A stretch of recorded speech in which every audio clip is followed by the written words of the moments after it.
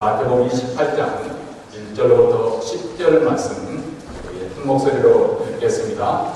안식일이 다해가고 안식 후 첫날이 되는 이후에 막달라 마리아와 다른 마리아가 무덤을 보려고 왔더니 큰 지진이 나며 주의 천사가 하늘로서 내려와 돌을 굴려내고 그 위에 앉았는데 그 형상이 번개같고 그는 눈같이 이거늘 수지 가진 자들이 저를 무서워하여 떨며 죽은 사람과 같이 되었더라.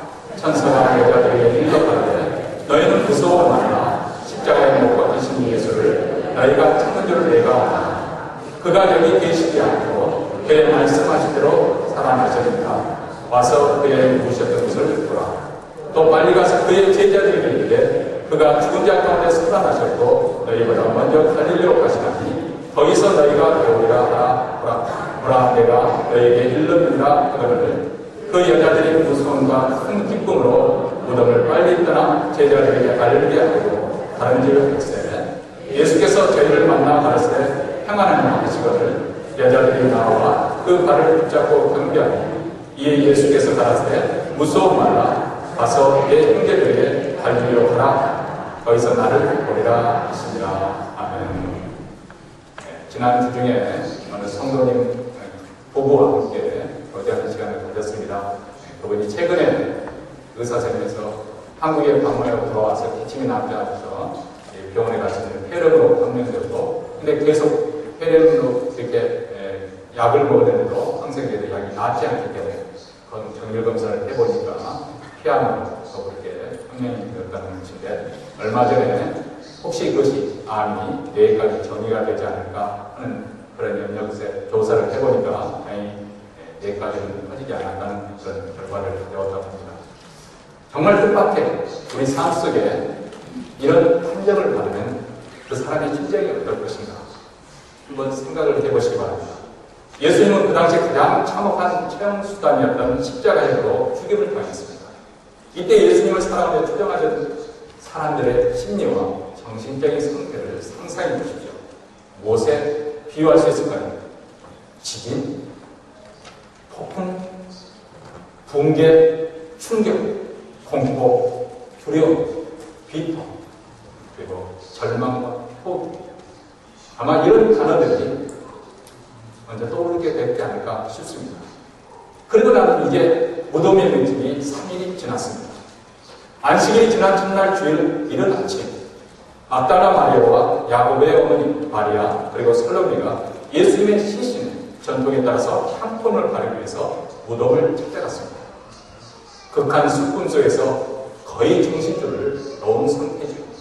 정말 경황이 없는 그런 상황인데 그들은 이 가운데서 주님의 부활 사건을 경험하고 있습니다. 먼저 마태 기자는 우리에게 부활 사건이 우리가 인생 가운데서 경험해보지 못한 아주 초자연적인 사건인 것을 이렇게 우리에게 묘사를 해주고 있습니다. 오늘 본 말씀 2절과 3절 말씀 큰 지진이 나며 주의 천사가 하늘로서 내려와 돌을 굴려내고 그 위에 앉았는데 그 형상이 번개가 그 옷은 눈같이 이거늘 수지 가진 자들이 저를 무서워하여 떨며 죽은 사람과 같이 되었더라. 이렇게 말씀하고 있습니다. 천지의 지진과 함께 아울러서 천사가 출현하는 그 광경에 경계하는 그 경계인데 완전히 그 광경에서 압도가 돼서 공포 속에서 떨고 그리고 까무라질 정도 그런 정도의 충격과 혼란과 그리고 두려움과 무서움과 공포가 지배하고 있었다는 거죠. 그런 상황 속에서 여자들은 부활하신 주님을 뵙게 된 것입니다. 이때 예수님께서 여인에게 던진 첫 번째 인생은 평안, 어리디스 이렇게 물었습니다. 지난주 부활절을 앞두고 아프리카 케냐에서 선교하시는 이정도 선교사님으로부터 기도 부탁의 편지가 이메일이 왔습니다. 수개월 전에 우리 이정도 선교사님 그 집에 한밤중에 인기척 소리가 나고 뭐가 이상한 느낌이 되어서 사모님이 밖에 나왔는데 강도가 침입했어요. 2명의 강도가 침입해서 덮개로 사모님의 머리를 쳐서 부상을 입었습니다. 다행히도 크게 아주 위험한 생명이 위험할 정도로 하면서 어쨌든 그 고비를 위험을 다 넘기셨는데 그래서 그때 우리가 함께 새벽에 기도했습니다. 이번 편지에는 케냐와 아프리카를 위한 기도 부탁이었습니다. 여러분도 바로 지난주에 뉴스를 통해서 하신 바와 같이 케냐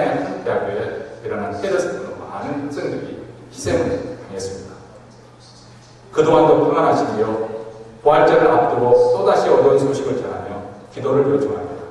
지금 국제 긴급 뉴스를 통해 보도되고 있는 대로 케냐에서는 또다시 이슬람 무장 단체들로 말하는 큰 테러 사건이 발생하였습니다. 제가 1996년 선교지에 올 때 케냐 인구의 약 14%의 이슬람 인구였는데 현재 이슬람 인구는 약 33%로 성장을 했습니다.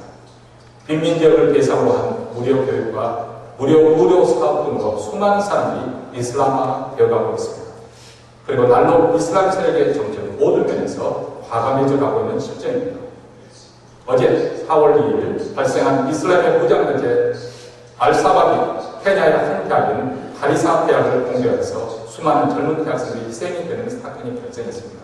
이 대학은 나이로비에서 360km 떨어져 있는 곳에 자리 잡고 있는 대학인데 어제 새벽 5시 30분경 대학에 알사바비는 이슬람 무장 테러리스트들이 대학 캠퍼스를 침입하여 무차별 총격을 가했습니다. 학생들을 종교별로 구별하여서 무슬림 학생들은 떠나게 하고 다른 종교의 학생들을 무차별로 총격하여 살해했습니다. 이들의 공격으로 현재 147명의 대학생들이 사망하고 많은 학생들이 부상을 입었습니다. 케냐는 지금 무슬림 세력들의 테러가 자주 발생하는 나라가 되었습니다. 매년 이슬람 무장 테러 사건이 수없이 일어나고 수많은 사람들이 희생이 되고 있고 국가 안전에 큰 위협이 되고 있습니다. 대형 테러 사건으로 해서 많은 사람들이 희생될 뿐만 아니라 국가 견해도 휘청거리고 제가 1996년 선교지에 도착한 이후 발생한 대형 테러 사건만 해도 수많은 사람들이 희생되고 국가에 큰 위협이 되고 있습니다. 1998년 미 대서관 폭파 사건으로 약 260명이 희생되었고 2014년은 웨스트게이트 테러 사건으로 10명이 희생되었고 2014년 11건의 이슬람 무장집단 관련 테러 사건으로 130명 이상이 희생되었고 그리고 어제 발생한 가리사 대학의 테러로 147명이 희생이 되었습니다. 간절히 기도로 지원해 주십시오. 이렇게 미움과 증오, 음모, 불의하고 폭력적인 세상에서 우리는 살고 있습니다. 우리가 잘 몰라서 그렇죠. 우리가 사는 세상은 평화로운 세상이 아닙니다. 무지하신 예수님이 십자가의 죽음 그렇게 비참하게 그렇게 처참하게 가장 혐오할 만한 그 십자가의 상에 당한 이유가 무엇입니까? 제 제목이 무엇입니까? 없습니다. 이것은 우리에게 역설적으로 또 무엇을 말씀해 주는 이 세상이 그만큼 무지하고 악하다는 것을 표현해 주고 있는 것이죠. 그런데 부활하시는 우리 주님께서 첫 번째 인사 말씀이 평안입니다. 의미심장하지 않습니까? 오늘 이 아침 여러분은 평안하십니까? 여러분 우리가 살고 있는 세상은 마치 아주 변덕스러운 바다와도 같습니다. 처음에는 물결이 잔잔해서 항해가 아주 순조롭습니다. 우리는 인생을 즐기면서 평화롭게 즐겁게 살고 있습니다. 그리고 우리 이스라엘 자녀들도 어느덧 자라서 성장하고 각자 행복한 가정을 이끌고 가고 있습니다. 그런데 갑자기 강풍이 몰아치고 바다가 출렁다는 시작합니다. 그리고 이제 집채만 파도가 밀려오는데 순식간에 우리가 누리는 모든 안정과 평온한 일상생활이 다 깨지고 맙니다. 연이어서 파도가 밀려와서 모든 것을 다 쓸어버리고 갈 것처럼 생명과 생존을 위협합니다.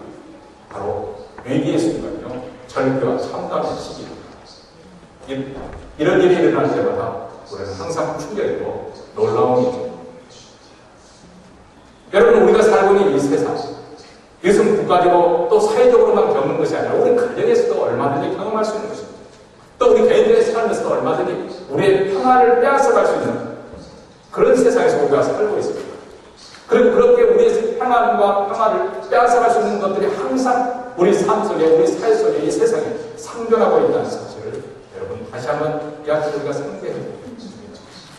무엇이 우리 평안을 빼앗아갑니까? 우선 첫째로 우리가 당면한 현실적인 어려움과 문제가 우리 마음의 평안을 빼앗아가요. 경제적인 불안이 찾아오기도 하고 정치적으로 혼란스럽고 영적으로도 더 깊은 침체에 빠지고 사회가 보도적으로 더 부패해지는데 아니 가정에도 위기가 찾아오지 않습니다.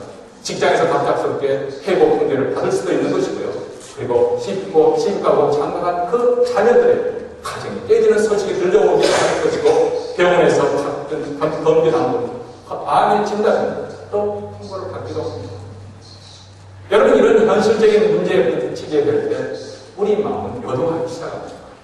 평안을 잃어버리고 불안하고 두렵고 염려하기 시작합니다. 성경 오늘 본문에서 보니까 예수님께서 죽으시고 무덤에 묻힌 것으로 그것으로 복음서의 스토리가 끝나지는 않았다는 것입니다. 그것으로 상황 종료가 된 것이 아니라는 것을 오늘 우리에게 말씀을 해주고 있습니다. 예수님은 3일 후에 다시 부활하시고 하늘로 승천하셔서 지금도 하나님 보좌 우편에 앉아 계시고 세상을 통치하고 있음을 성경은 우리에게 말씀해주고 있습니다. 3년 동안 예수님을 따라다니면서 예수님과 함께 말씀을 듣고 예수님의 이적을 친히 목격하고 예수님의 그 사랑을 받았던 사도 요한은 부활 후에 부활하신 주님을 그 후에 만나는 그 사건을 요한계시록에 이렇게 기록을 해주고 있습니다. 그분은 발끝까지 내려오는 긴 옷을 입고 가슴에는 금띠를 띠고 계셨습니다. 그분의 머리와 머리털은 양털같이 또는 눈같이 희었으며 눈은 불꽃 같았고 발은 풀무부대탄 놋새 같았으며 음성은 큰 물소리 같았습니다. 오른손에는 7벼를 쥐고 계셨으며 입에서는 날카로운 쌍날 칼이 나왔고 얼굴은 대낮에 태양처럼 빛났습니다. 나는 그분을 뵙자 마치 죽은 사람처럼 그분의 발 앞에서 쓰러졌습니다. 그러자 그분은 나에게 오른손을 얹으시며 이렇게 말씀하셨습니다. 두려워하지 마. 나는 처음과 마지막이고 살아있는 존재이다. 나는 죽었었지만 이렇게 살아있고 영원토록 살 것이다. 그리고 죽음과 지옥의 열쇠를 내 손에 쥐고 있다. 사도 요한이 만난 부활하신 주님은 자기 자신이 3년 동안 쫓아다닌 예수님과는 전혀 또 다른 차원의 그 주님의 영광을 보게 된 것이죠. 이 놀라운 부활하신 주님께서 우리의 주가 되셔서 오늘날도 우리와 함께 하시고 우리 인생을 다스리고 계신다는 것입니다. 그렇기 때문에 부활하신 주님을 믿는 자에게 현실적인 문제, 이것이 문제가 되지 않느냐는 것은 아니에요. 우리가 잠시 슬퍼할 수도 있는 것이고 우리가 잠시 고통을 당할 수도 있고 고민할 수도 있고 염려하거나 두려워할 수도 있지만은 그러나 그것이 우리 삶을 완전히 우리 평안을 빼앗아가지 못한다는 것입니다. 이내 그리스도로 만나서 우리는 평안을 얻게 됩니다. 우리가 믿는 그리스도, 그분이 누구신가? 그래서 빌립보서 4장 7절에서는 그리하면 모든 지각이 되는 하나님의 평강이 우리의 마음과 생각을 지키십니다. 두 번째로 우리의 마음에서 평강을 빼앗아가는 것이 있는데 그것은 바로 죄책감입니다. 죄책감으로 인해서 사람들은 행복하지가 않은 것이죠. 죄는 우리에게서 기쁨과 평안을 빼앗아갑니다. 죄는 항상 우리에게 다가옵니다. 그럴 때 그것을 죄를 범하면 재밌을 것 같고 즐거울 것 같고 우리를 행복하게 해줄 것 같지만 죄는 결코 우리를 행복하게 해주지 못합니다. 다윗이 범죄한 후에 죄의식으로 인해서 당한 고통을 이렇게 10편 38편에서 소개하고 있습니다. 내 죄악이 내 머리에 넘쳐서 무거운 짐 같으니 간단할 수 없나이다. 내 상처가 썩어 악취가 나오니 나의 우매한 병으로소이다. 내가 아프고 심히 구부러졌으며 종일들 술꾼 중에 탄이나이다. 이토록 죄책감은 우리 영혼을 망가뜨리고 우리 육신을 약하게 하고 병들게 하는 것이죠. 예수님께서 하늘 보좌를 버리시고 이 땅에 오셨습니다. 인간의 몸을 입으시고 종의 몸을 입으시고 그리고 죄인의 몸을 입고 오셨습니다. 그리고 그분이 우리 죄를 분담하시기 위해서 죽기까지 고생하셨으며 십자가에 죽으셨습니다. 십자가에 피 흘려 주셨습니다. 의로운 피고 거룩한 피입니다.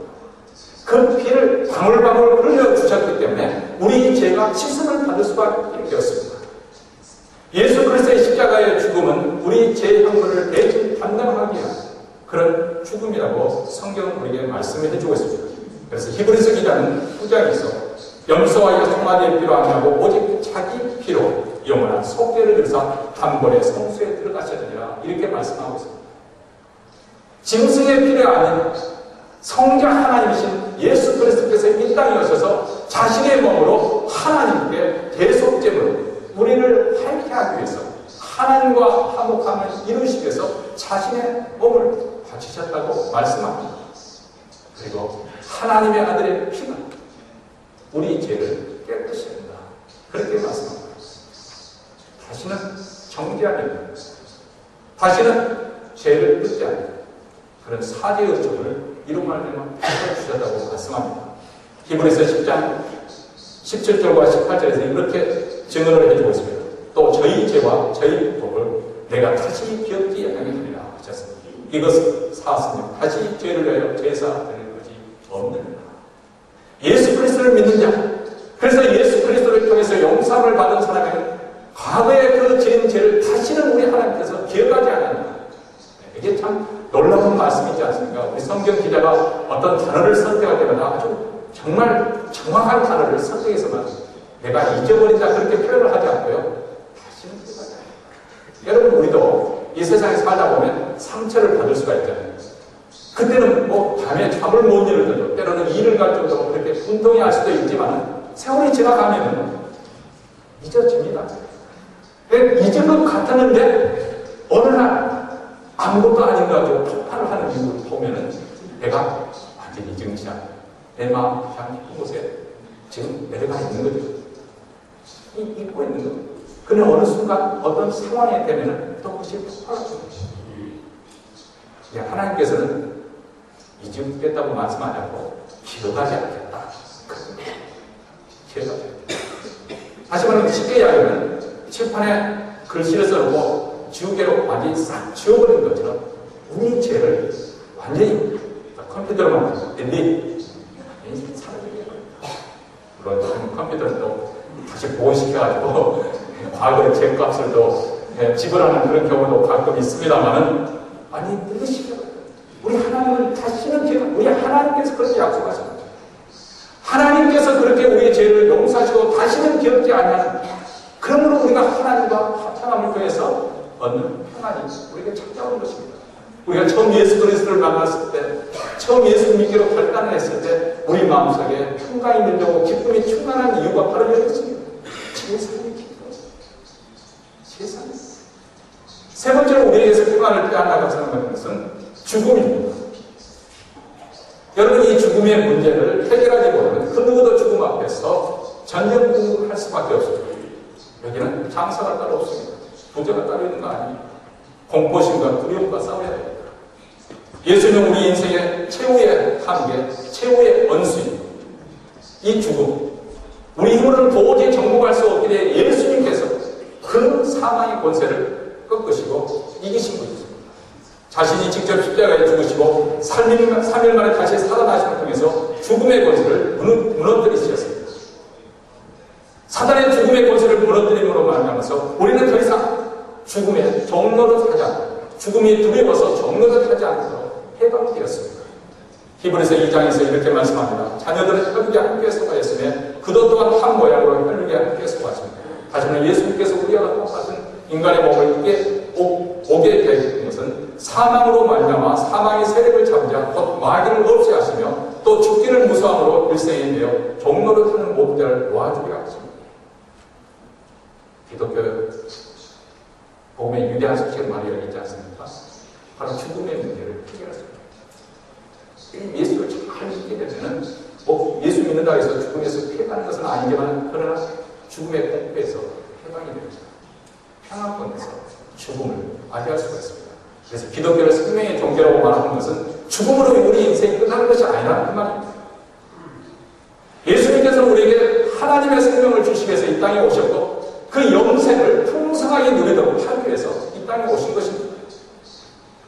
사도 요한은 예수를 믿는 신앙을 하나님의 생명을 소유하는 것으로 그렇게 설명합니다. 아들이 있는 자에게는 생명이 있고 하나님의 아들이 없는 자에게는 생명이 없느니라 이렇게 말씀합니다. 하나님의 아들을 믿는 자에 그 아들이 우리 안에 거하시면 바로 하나님의 생명이 우리 안에 있다는 것입니다. 하나님의 생명. 그렇기 때문에 예수를 믿는 신앙생활이라는 것은 바로 예수 믿는 그 순간부터 이미 우리의 삶은 영생의 삶, 하나님의 생명으로 사는 것입니다. 죽음으로 끝이 나는 것이 아니고 마치 우리에게는 자다가 다시 깨어나는 것처럼 어젯밤에 번이 잠들었다가 오늘 이 아침 다시 일어나는 것처럼 우리에게는 부활이 기다리고 있다는 것입니다. 그래서 성도의 죽음에 관해서는 그 사람이 어떻게 죽었느냐 그건 상관하지 않습니다. 뭐 순교를 하기 위해서 비참하게 맹수의 밥이 되는 사람도 있고 십자가의 형으로 처한 사람들도 있고 참혹하게 고문을 당하고 죽은 사람도 있지만 성경에서는 성도의 죽음을 가리켜서 잠잔다 그렇게 표현을 합니다. 잠잔다. 스데반의 돌을 맞아 죽을 때에도 스데반이 잔이라 그렇게 표현했어요. 왜 그런 표현을 쓸까요? 그리스도 안에서 우리는 부활의 신앙을 갖고 있기 때문에 마치 잤다가 다시 깨어나는 것처럼 우리가 다시 그리스도 안에서 부활할 걸 믿기 때문에 그런 고백을 합니다. 물론 개인적으로 잠자는 표현을 절대 쓰지 않는 경우가 있습니다. 예수님의 죽음에 관해서는 잠잠다는 표현을 쓰지 않습니다. 참 묘하지 않습니까? 아니, 예수를 믿는 우리에게는 잠잠다는 표현을 쓰는데 왜 예수님에게는 잠자는 표현을 쓰지 않았을까? 좀 궁금하지 않습니까? 신학자들은 이것을 이렇게 설명합니다. 우선 첫째로 예수님의 죽음이 너무나도 참혹하게 맞이한 죽음이었습니다. 다시 말하면 복음서와 서신서를 기록한 그 사도들의 그 당대 사람들에게는 예수님이 불과 몇십 년 전에 자기들 두 눈에 그 당시 가장 참혹했던 그 형틀에 의해서 죽음을 잡은 것을 목격했던 사람들이에요. 그것을 바로 전달받았던 사람들 아니겠어요? 그렇기 때문에 일차적으로 예수님의 죽음에 대해서는 잠잠다는 표현하는 것이 어울리지 않기 때문에 죽음이라고 표현했다가 그렇게 주장하는 설명도 할 수 있고요. 그러나 더 중요한 게 있습니다. 예수님은 죽으시려고 이 땅에 오셨기 때문에 그렇습니다. 예수님이 죽으셔야만이 부활할 수 있잖아요. 예수님이 죽으셔야만이 그분의 죄값을 우리 죄를 위해서 죄값을 지불했을 수 있었잖아요. 그렇기 때문에 예수님의 죽음에 관해서 잔다는 표현을 쓰지 않은 것입니다. 그러나 예수를 믿는 우리에게는 예수님의 그 죽음과 부활을 통해서 우리에게는 부활이 있습니다. 부활이 기다리고 있기 때문에 잔다는 표현을 쓰고 있습니다. 예수님께서 부활의 첫 열매가 되셔서 우리에게 부활의 소망을 갖게 될 때 예수님이 부활할 때부터 마치 복식교에서 첫 번째 열매, 이 첫 열매라고 하는 것은 나머지 모든 열매를 대표하는 거죠. 그렇게 열매를 맺는 것도 나머지 열매도 그렇게 열매를 기대할 수 있는 것입니다.